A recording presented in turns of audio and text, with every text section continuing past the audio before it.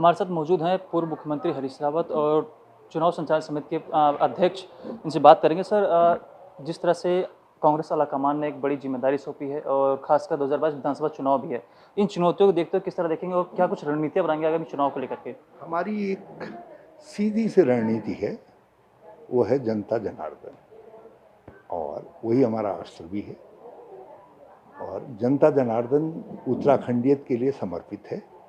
और हमने कहा है कि मेरी जिंदगी का शेष भाग अब उत्तराखंडियत के झंडे को ऊपर रखने के लिए, बुलंद रखने के लिए समर्पित है।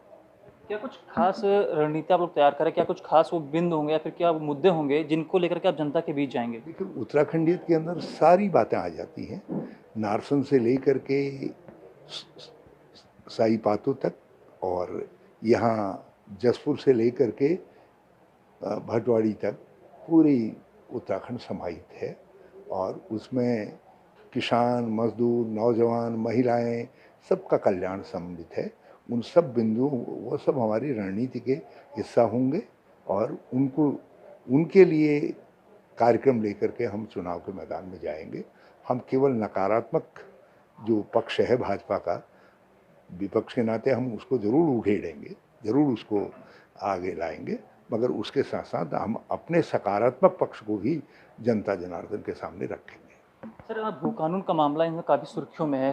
खासकर देखें तो जो युवा हैं अब वो अभी सड़कों पर आ गए हैं, वो लगातार भू कानून की मांग कर रहे हैं। आप इसको किस तरह से, आप भी मुख्यमंत्री रह चुके हैं, तो ऐसे में सब नौजवानों से सबसे कहना चाहता हूँ, उनकी भावनाओं का कांग्रेस आदर करेगी, हरीश रावत आदर करेगा।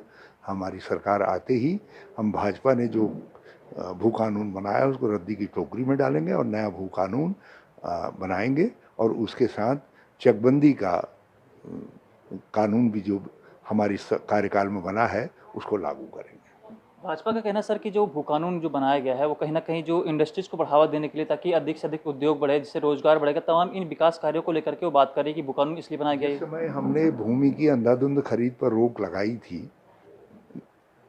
अपनी पहली सरकार के वक्त में। उस समय सबसे ज़्यादा इंडस्ट्री यहाँ आई। हमने केवल जो इंडस्ट्री आ रही है उसके लिए नियमों को शिथिल किया, लेकिन इन्होंने तो हर किसी के लिए दरवाजे खोल दी। अब तो जो आएगा वो चाहे तो पूरी की पूरी पट्टी खरीद करके चला जाए, कोई चाहे, यहाँ तो ऐसे ऐसे लोग हैं वो हमारे ज़िले खरीद देंगे, पूरे ज़िले खरीद देंगे। तो हम अपनी धरती से उजड़ जाएंगे तो फिर जाएंगे कहाँ?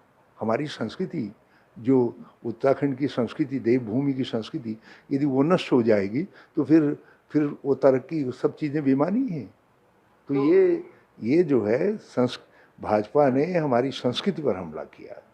तो इसको अगर हम देखें तो भू कानून को किस तरीके से लागू होना चाहिए कि जो हमारे विकास कार्य वो भी अवरुद्ध ना हो और जो जनता है उनकी ज़मीनों को खुर्द-बुर्द भी ना किया जा सके?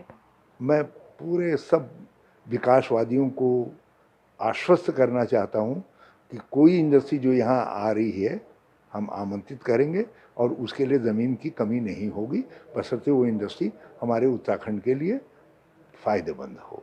और लेकिन हम अंधाधुंध कोई भी आकर के कुछ भी खरीद ले पैसे के बल पर, उस खरीद फरोख्त के खिलाफ हैं, क्योंकि वो तरक्की, जिस तरक्की में ज़मीन पर हमारे पाँव न रहें तो वो तरक्की हमारे लिए किस मायने की।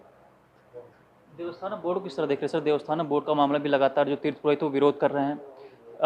जो देवस्थानम बोर्ड का आपने पहले स्टैंड लिया कि हम लोग आएंगे निरस्त कर देंगे, तो इसमें क्या कुछ चीज़ें देखना चाहेंगे कि राज्य सरकार लगातार इस बात को कह रही है कि जो हकूकधारी है उनके जो भाजपा की सोच थी संस्कृति पर हमला करने की, तुमने ये देवस्थानम बोर्ड बना करके हमारी संस्कृति, हमारी परंपराओं पर, हमारी आध्यात्मिक परंपराओं पर हमला किया।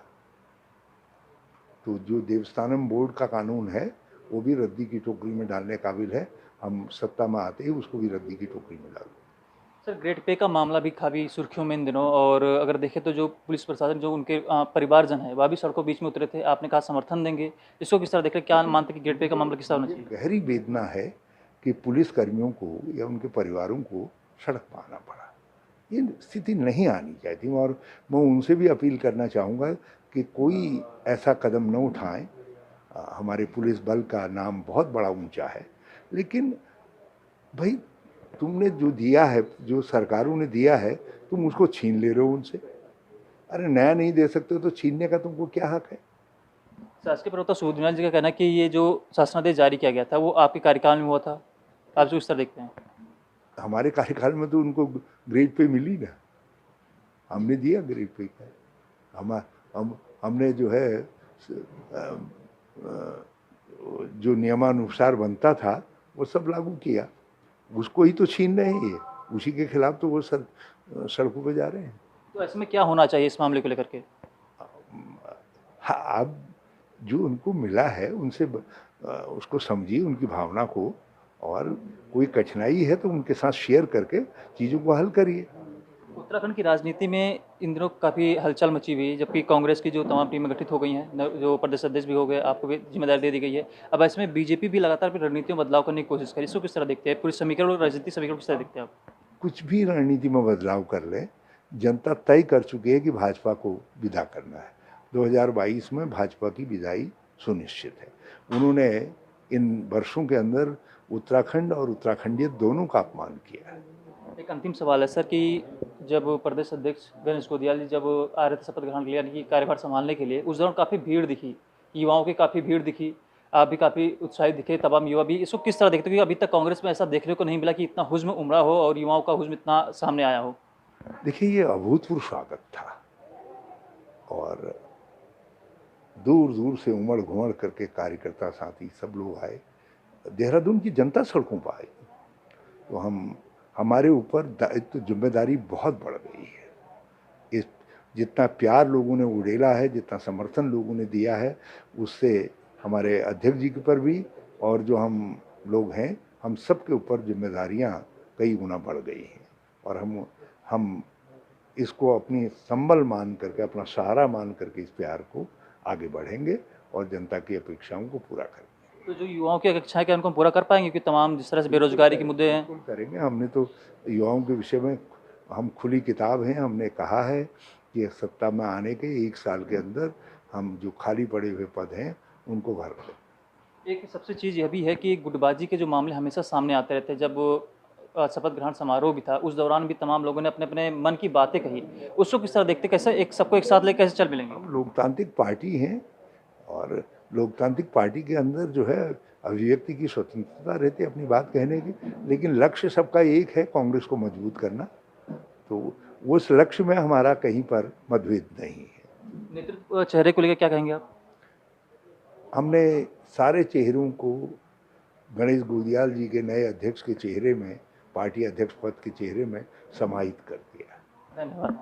कहते पूर्व मुख्यमंत्री हरीश रावत जी का कहना है कि आगामी 2022 विधानसभा चुनाव में वो पूरी रणनीतियाँ बनाई जाएगी ताकि फतह हासिल किया जाएगा। लेकिन कुल मिलाकर जो युवाओं से जुड़े मुद्दे हैं उनको प्रमुखता से उठाया जाएगा। कैमरा मैन सैनी के साथ रोहित सोनी, टीवी भारत, देहरादून।